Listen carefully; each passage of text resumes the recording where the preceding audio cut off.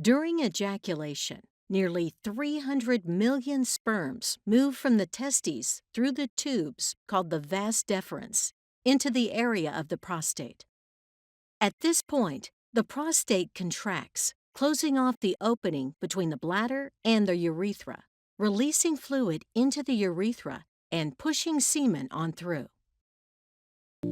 Ovulation is a part of the menstrual cycle when the ovary releases a ripe egg, or ovum. Inside the ovary are hundreds of thousands of follicles. Each follicle is a hollow ball of cells with an immature egg in the center. The typical 28-day menstrual cycle begins on the first day of menstrual bleeding. During the first 7 days of the cycle, a few follicles begin to grow at the same time. These maturing follicles secrete estrogen hormone into the bloodstream to prepare the lining of the uterus for pregnancy. Around day 7, all of the follicles stop growing and begin to degenerate, except for one. This dominant follicle continues to grow and nourishes the developing egg inside it. Around day 12, the follicle secretes a large amount of estrogen into the bloodstream. When the estrogen reaches the hypothalamus and the pituitary gland in the brain, the anterior or front part of the pituitary gland releases a huge surge of luteinizing hormone into the bloodstream. Around day 14, luteinizing hormone causes the follicle to undergo a sudden growth spurt. Right before ovulation, the egg detaches from the inside of the follicle. The bulging follicle releases chemicals, causing one of the two fallopian tubes to move in closer and surround the follicle. The follicle swells until it bursts open, ejecting the egg and fluid from the follicle into the abdominal cavity. In response, the fimbriae, tiny projections at the end of the fallopian tube, sweep across the ovulation site and pick up the egg. Microscopic cilia on the fimbriae's surface transport the egg to the entrance of the fallopian tube. Inside the walls of the fallopian tube, muscular contractions gently push the egg towards the uterus. The seminal forms a thick fluid that is alkaline in order to protect sperm from the acidic environment of the female vagina. The gel is liquefied by enzymes from the prostate gland. It also contains sugars to nourish the sperm. The seminal plasma is left in the vagina. Sperm use their tails to swim through the layers of cervical mucus that guard the entrance to the uterus. During ovulation, this barrier becomes thinner and changes its acidity, creating a friendlier environment for the sperm. On the other side, after releasing the egg, at about day 14 of the period, the egg arrives at a specific portion of the tube called the ampular isthmic junction. It rests for another 30 hours. Fertilization occurs in this portion of the tube. Once the sperm has entered the uterus, contractions propel the sperm upward into the fallopian tubes. To meet the waiting egg, sperm must travel from the vagina to the fallopian tubes, a tough journey that few sperm survive. This process may be nature's way of allowing only the healthiest sperm to fertilize the egg to provide the best chances of having a healthy baby. The first sperm enter the tubes a few minutes after ejaculation. But, however, the first sperm are not likely to fertilize the egg.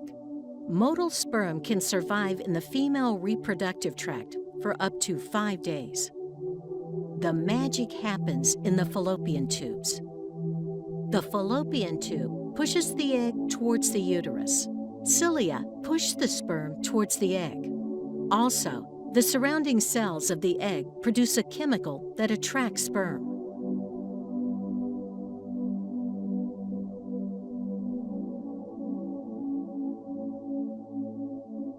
The sperm first burrow through the cells of the corona radiata. Then, upon contact with the zona pellucida, the sperm bind to the receptors in the zona pellucida. Then, the enzyme-filled cap of the sperm called the acrosome, releases its stored digestive enzymes. Finally, the sperm must fuse with the egg plasma membrane. This event causes the egg membrane to change and prevent other sperm from attaching to it. Now attached, the sperm's nucleus, where the chromosomes are stored, enters the egg cell, looking for the egg's nucleus. Egg combines genetic material with the sperm to create a full set of chromosomal DNA with 23 pairs of chromosomes that contain a unique copy of half the genes of the parent source. This is the blueprint for a whole new, unique person that instantly determines gender, hair color, eye color, and many other characteristics.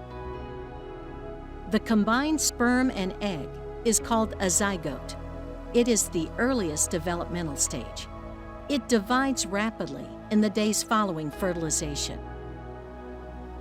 The zygote then travels down the fallopian tube to the uterus.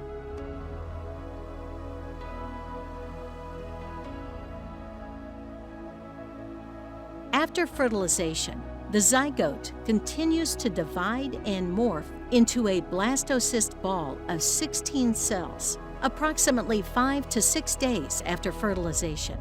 It is smaller than the tip of a ballpoint pen. Only 20% to 30% of fertilized eggs will reach the blastocyst stage. Embryos that survive this stage of development have a high implantation potential once transferred into the uterine cavity. The blastocyst hatches out of its shell and burrow into the uterine wall, endometrium, which serves as the source of oxygen and nutrients. About 4 weeks from the beginning of the last period, near the next period, the blastocyst has begun to produce the pregnancy hormone to tell your ovaries to stop releasing eggs. From then on, the menstrual cycle pauses. The blastocyst is called an embryo now. Home pregnancy test might be able to get a positive result. At week 5, the circulatory system, brain, and spinal cord are beginning to form, and the tiny heart will start to beat. The baby's heart beats about 54 million times before birth.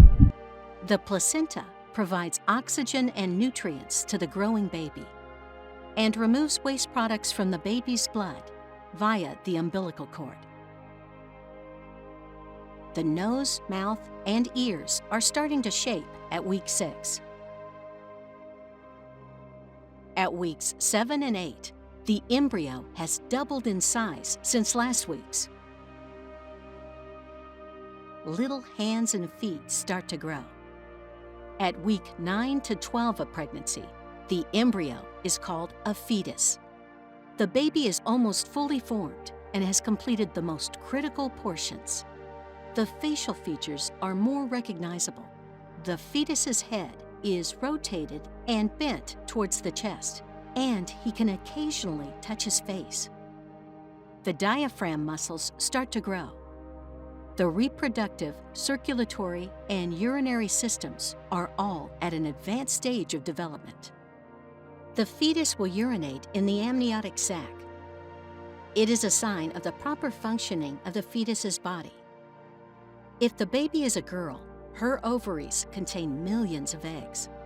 If the fetus is a boy, his testicles will already start producing testosterone, male sex hormone, which is necessary for the development of his reproductive system. She or he is about 5 centimeters in size and 14 grams in weight.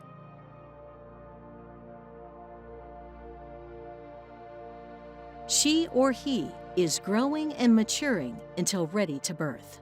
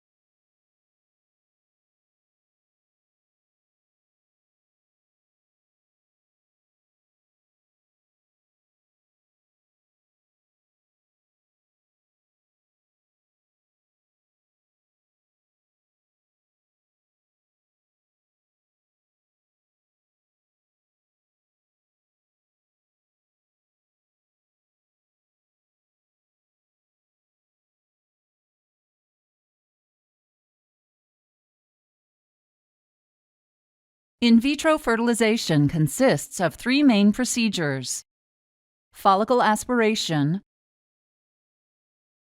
fertilization, and embryo transfer. During the first procedure, called follicle aspiration, eggs will be harvested from the ovaries. At the beginning of this procedure, an ultrasound probe will be inserted into the woman's vagina so that her doctor can view her ovaries. Inside the ovaries, the doctor will look for follicles. Each follicle is a fluid-filled sac that contains an egg. Then the doctor will insert a long, thin needle into and through the wall of her vagina and guide it to the ovary. A suction device connected to the needle will collect several eggs from inside their follicles. During the second part of in vitro fertilization, called fertilization, the collected eggs will be taken immediately to a laboratory where they will be fertilized.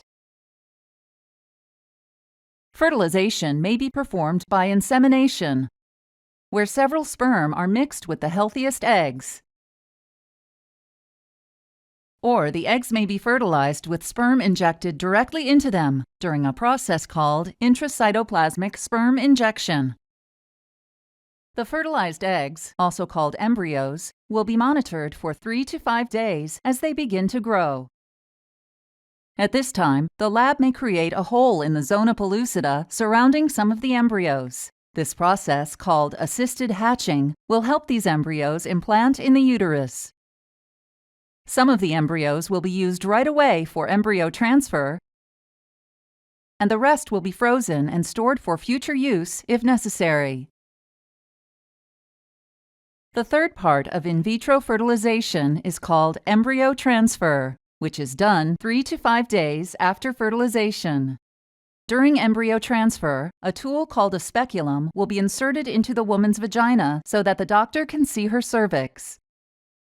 A syringe will be loaded with fluid containing one or more of the hatched embryos. Then the syringe will be attached to a long, thin tube called a catheter.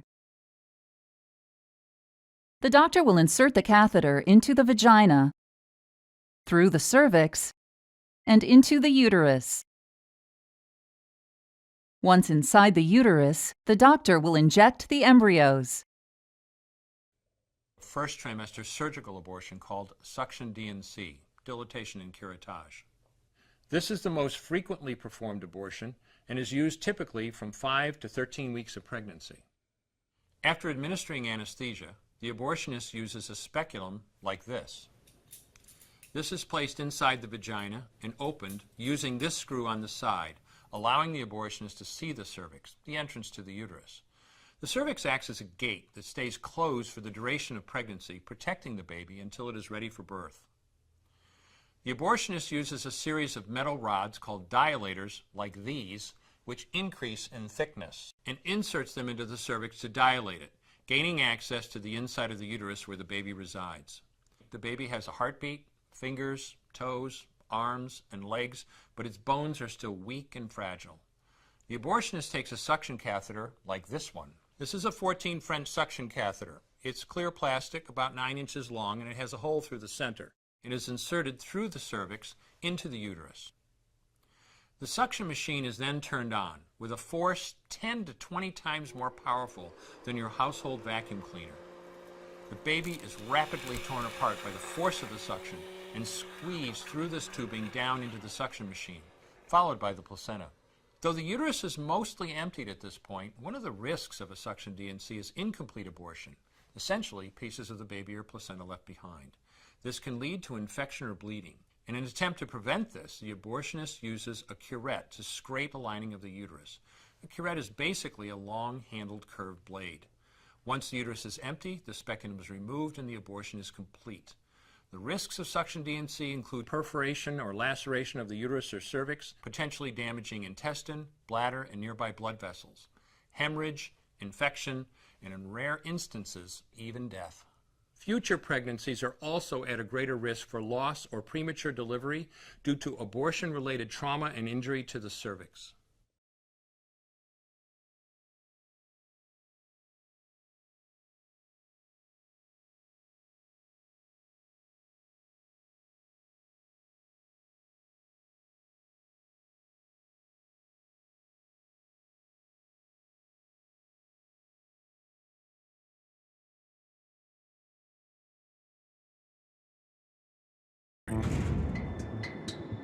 1991.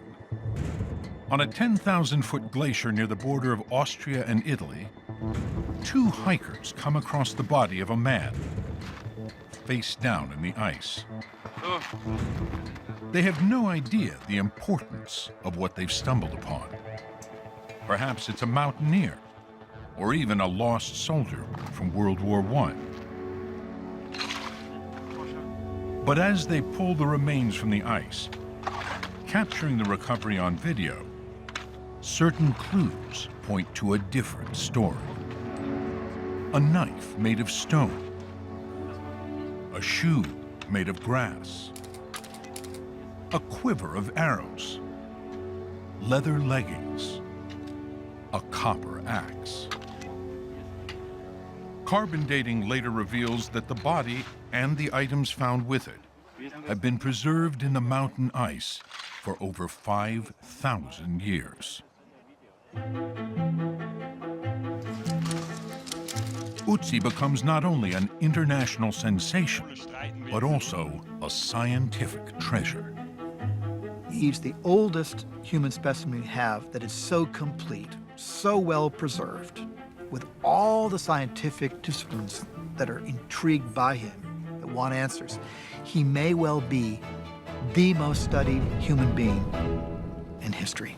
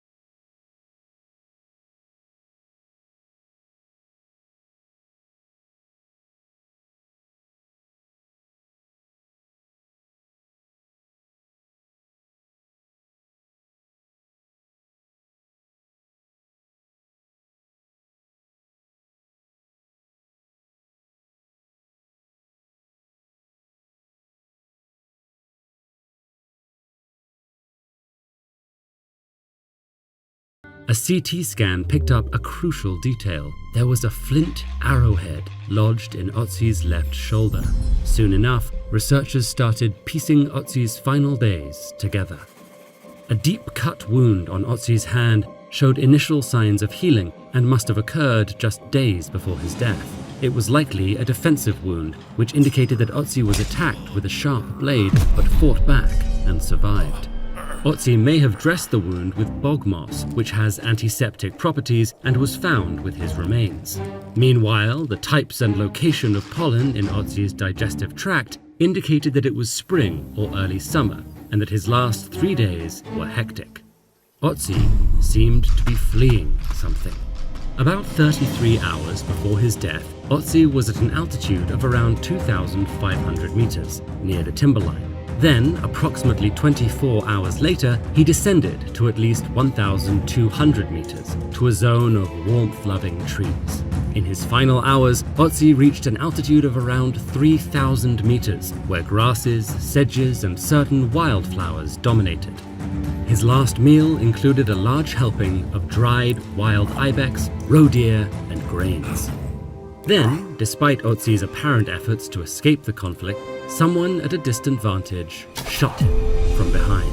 The arrow pierced a major artery and embedded itself in his left shoulder, causing extensive blood loss. Ötzi probably died soon after, his remains and all his belongings left undisturbed in the glacier for millennia. This 5,300-year-old cold case has offered invaluable glimpses into the distant past, but the mystery of who exactly Ötzi was and why he was killed will probably never be solved. The tangible evidence for the act degraded and carried away, lost to snowdrifts long ago.